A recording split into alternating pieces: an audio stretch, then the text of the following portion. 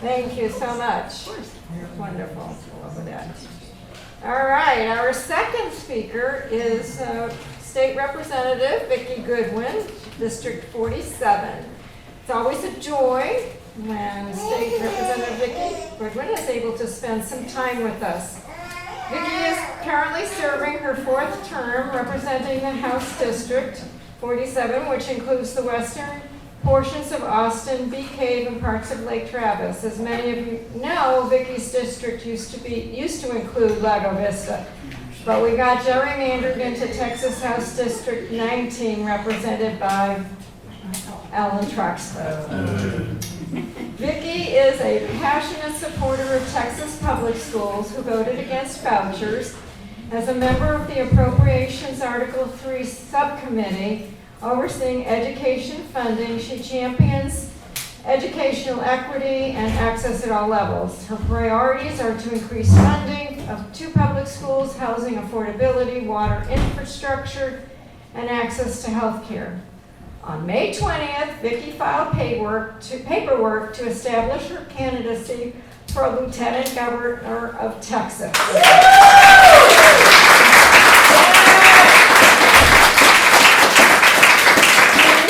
We look forward to hearing about her run and how we can join her movement for a stronger, more compassionate Texas, and her final thoughts on the good, bad, and ugly of the 89th legislative session. With that, please give a warm welcome to our next Lieutenant Governor.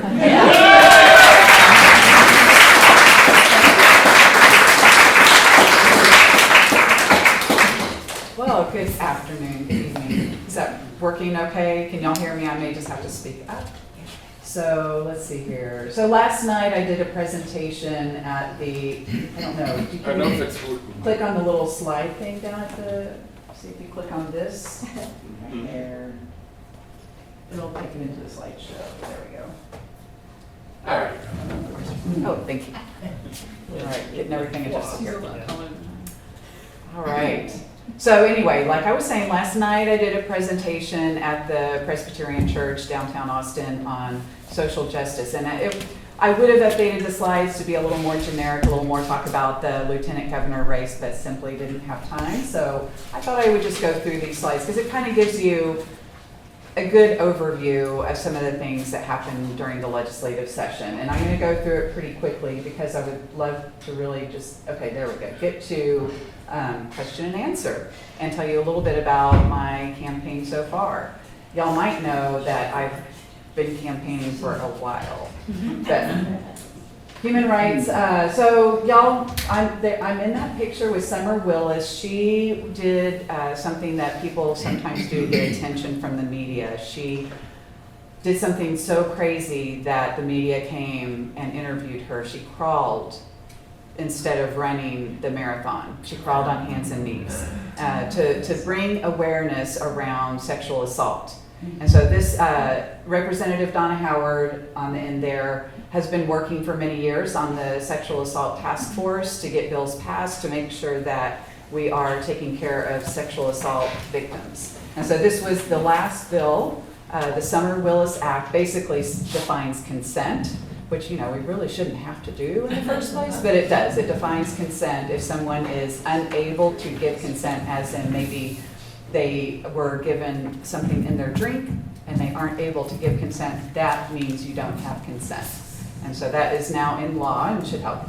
Now, that's good. On the other end of the spectrum, we have the bad. We passed a law saying all sheriffs across the state have to work with ICE. If someone is arrested, they have to work to get them deported, essentially. What we're hearing, I mean, y'all probably heard about the protests in LA. And actually in Austin, as a, you know, kind of in solidarity, there was a protest downtown, and so it's what's happening right now. In fact, today, a U.S. senator was handcuffed when he was asking questions about what was happening. So it's really some terrible stuff going on. I have very big concerns about democracy in the U.S. right now. Okay, and we passed a bill around the right to protest. Universities and community colleges now are going to have to set policies that narrow the guidelines for protesting on a college campus. You can't come onto a college campus for a protest if you aren't a student or an employee of the campus. And then the universities will have to create their own guidelines around all sorts of things. But it basically will put a chilling effect, make it harder to protest without getting arrested. I mean, I think there are still going to be protests, right? There's still going to be people who want to come and express their displeasure at the government. And I think there are just going to be more arrests as a result of this new law. So something good, we did pass an increase in the homestead exemption. So, you know, everything, there's two sides to every coin. It's going to be helpful for people to have the $140,000, first $140,000 of their property value not taxed. But that could be a challenge for our taxing entities, our public schools, city, county. So trade-offs, right? Also for adults 65 and over, it's now $200,000. So again, that's helpful for people who have been saying our property taxes are going up too much, we can't afford to stay here. But it's going to be tough for those local entities that are collecting the taxes. Vouchers and funding, of course, you've heard a lot about vouchers. I was one of few votes against our budget this session because of the $1 billion for vouchers in it. That did not make me very popular with the chairman of appropriations. I used my seniority this time to be on the appropriations committee and really enjoyed being on that committee. It's great to understand how the budget is created. And it's also awful to know how the budget is created. It's done very quickly, early in session, and really each individual member has very little say. But I did advocate for some grant funding for students in college. So there's a bigger bucket of money for that. Also advocated for pre-K, and we are providing full-day pre-K, but the crazy thing is we're providing full-day pre-K in words on paper, but not with the money. So the state is still only providing half-day pre-K. Crazy. So we did add $100 million in child care scholarships. So think of the Texas Rising Star program. I've gone to a lot of child care was supposed to be one of our top issues this session. I would say it really wasn't. It was supposed to be because employers like the big business associations, chambers and such around the state were saying we need to do something about it. We can't get employees if there's not childcare available. And there was talk about doing public-private partnerships. That didn't really happen, but we did put a little bit more money into families that have their kids in the Texas Rising Star program and childcare providers that are using that. I just like to put some fun pictures, young people that were advocating, and then, you know, thank goodness for all the people that come to the Capitol. You know, I know sometimes it feels like they don't hear us. They don't do what we're asking when we come to the Capitol, but it's still so incredibly important that people come to the Capitol. It did make a difference on the THC bill, for example. It did make a difference on the furries bill, if y'all heard about that one. So there were a lot of bills where the number of people that came to the Capitol really made a big difference. On vouchers, that was just a done deal. I'm going to go back, so I'm still on. Vouchers was a done deal. You know, the governor poured millions of dollars into Republican primaries last time. But we did think we had gotten agreement from enough Republicans to add an amendment to put it up to a vote of the people of the state. And y'all may have heard the morning of that vote, President Trump called the Republican caucus and said, if you vote for that amendment, you will not be returning to the legislature. There are threats all over the place in the Texas legislature. And that's not the way democracy should work. So, healthcare, I would say we didn't do a whole lot with healthcare. We did one bill that was incredibly difficult to get passed, but I was thankful at the very end it did pass. Helps pay off student loans for those students who go into mental health fields. So that's really good. We need more people in mental health care. And so we got that passed. The bad side of it is DOGE. You know, we have a new committee in the Texas legislature and it's copying Congress, DOGE. I listened to some of the hearings. I wasn't on that committee, but I listened to Senator Colcourse talk about the fact that we have too many people on Medicaid. Now, y'all know Texas never expanded Medicaid. We have the most uninsured people in the state, and yet the senator had the audacity to say we have too many people on Medicaid. 76% of those people on Medicaid are children. Many of them are women who are giving birth or just gave birth. You get to stay on for a year after giving birth. or people in nursing homes might be on Medicaid, or people with cancer who are desperately poor. So those are the people on Medicare. And the senator said, you know what? These people are cheating the system. They're gambling, they're getting gambling earnings, and they're not counting that as income. I swear that's what she said in committee. It's just crazy. Reproductive rights, we did get Life of the Mother passed. This was a very tiny exception because women were dying or losing the ability to have children because doctors couldn't do what they needed to do in a pregnancy crisis. So this Life of the Mother Act simply says if a woman's in a pregnancy crisis, you don't have to wait till she's on her deathbed. That's what that does. It does not touch the fact that if a doctor says your fetus is not going to survive birth, sorry, you still have to carry that fetus to term. So unfortunately, this was just a tiny exception that we put into law. Now, it had to be carried by Republicans, so some of our allies, the Planned Parenthood of the world, weren't super happy with the bill, but we knew this was all we were going to get, and it had to be carried by Republicans. And I will say, the Republican in the House, he was a little bit nervous when he had to get up and talk about the bill. And he had worked really, really hard to get the other Republicans to vote for it. But he slipped up when he was talking about the bill, and he said, this is a pro-choice bill. Oh my God. He meant to say pro-life bill. And he screwed up, and we thought that the bill was going to die. But thankfully, we took a few minutes, everybody calmed down a little bit, and it passed. But it was just incredibly important, incredibly difficult to get that tiny little exception passed. Bad. So Austin had a program where they were helping women that needed to travel out of state by providing funding. Not anymore. That's now illegal. If you're a city or a county government providing money to help women go out leave state for medical care. So I think that we should have citizen-led ballots and initiatives. We don't have the ability in Texas right now. I filed a bill, Senator Eckhart and a number of others filed similar bills. Maybe one day. LGBTQ rights, we had a lot of things around that. I will say the one most, heartbreaking, heart-wrenching testimony on the floor was around no clubs on school campuses that are like your gay straight alliance. Can't have that anymore. And then bail reform. So I'm getting slammed on social media over bail reform that we didn't pass when we actually did pass bail reform. We passed, so there were 3 bills. It started as one, but they took out the 2 unconstitutional parts. So the part that we passed says that if you're a repeat violent offender, now a judge has the ability to deny bail. We didn't have that before. So that will go up to a vote of you in November. That was one of 18 ballot propositions that you'll see in November.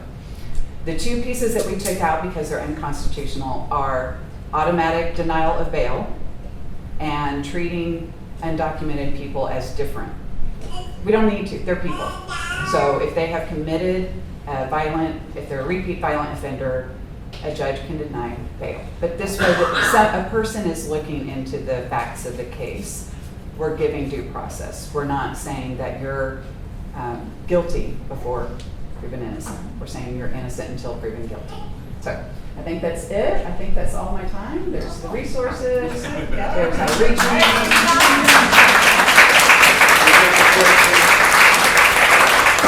And maybe someone will ask me about my run since I didn't get to that part. So questions? Yes. Tell us about running for lieutenant governor. Thank you for that question. So, yes, I've been talking about it for almost a year now. Because of that, I was punished in this last session. Didn't get a single bill out of committee. Only had 1 hearing. I had some really great bills. But nevertheless, I have been thinking about this for a while. I'm unhappy with our state leadership. Anyone here in the room unhappy with state leadership? So how am I going to do that when we haven't had a Democrat elected in 30 years? That's a lot of work. I don't think there's any magic trick to it, but I think this is the right time. The first time I ran was in 2018 after Trump got elected in 2016, and there was a lot of unhappiness, and there was a huge boost in turnout in 2018 in that midterm election. So one piece of really good news, in my opinion, is Colin Allred got over 5 million votes last cycle. Dan Patrick has only gotten 4.3 million votes at his height. So, hey, the votes are out there. We just need to get the people who vote in a presidential election to come out during a midterm year. And I think it will happen this year. With everything that's going on in the world, a lot of unhappiness with Trump, Abbott, Patrick, I think we can do it. Yes. Now, with all of you in the room, you should have to find 100,000 friends, that's all. All right, yes, in the back.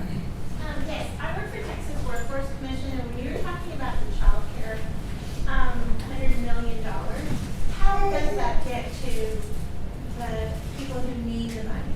Is it grants?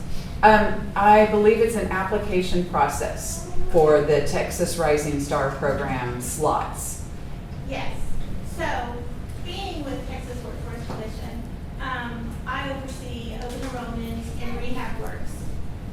Last fiscal year, we returned $84 million of federal dollars that we got because Texans didn't realize that they had money available to them. Oh, no. No. So I think that the state tries to educate people, but we have people in the state government that don't help Texans recover their federal dollars. As well, you know, Abbott didn't want to expand Medicare, but that was our money Right. that we pay into the federal. So those are things that if there's any way a bill could be written or submitted that said make grant money available easier and hold those agencies to account. Because as well you know, when the money is used, it goes to the general ledger fund that we all call the slush fund. Or the rainy day fund, I think is like to say. Right. So of that 100 million, yeah, if there could be some focus and some communication on how that money will be used and not end up in the slush fund would be Absolutely. curious. That's a really good point. So often people don't know what's out there and available. And so that's part of our job, honestly, is when people reach out to us, you know, we need to make sure legislators are letting them know this is available to you. And I would imagine a lot of legislators don't even know. So it's a big education process, but thank you for bringing that up. I'll see if I can highlight that issue. Anybody else? Oh, and I also have little postcard-sized cards in the back. So please pick them up and share them with your friends. And then, yes, you had a question. Yes, I'd like to state and ask your advice. I feel that much of what is going on in our country right now and affecting our state is because there are very few politicians who are standing up to defend the Constitution. All of the issues that are happening with due process and et cetera, long list, all come down to the fact that the Constitution is being ignored, destroyed, and shredded. What can we do as one body to make sure that no matter what party you belong to, even if you're politically agnostic, the Constitution is sacred and it's being destroyed? What can we do? Well, I think that's what some of the, thank you. I think that's what some of the groups that have sprung up are all about. The 50-51, Indivisible has arisen again. There are protests going on everywhere all the time. Just a couple of weeks ago, I went to Marble Falls. They had a protest, and it's up to someone to decide, hey, I'm going to organize this event. I'm going to bring people together. They'll learn something from it. We'll hold up signs. We'll bring awareness to it. And then that would keep this up until election time when people can make a difference through voting. You'll be Yes. hearing more about that. Sorry, we'll talk. How and when can we donate to your campaign? Okay, really quick answer. You can donate starting June 23rd at VikkiGoodwin.com. Thank you.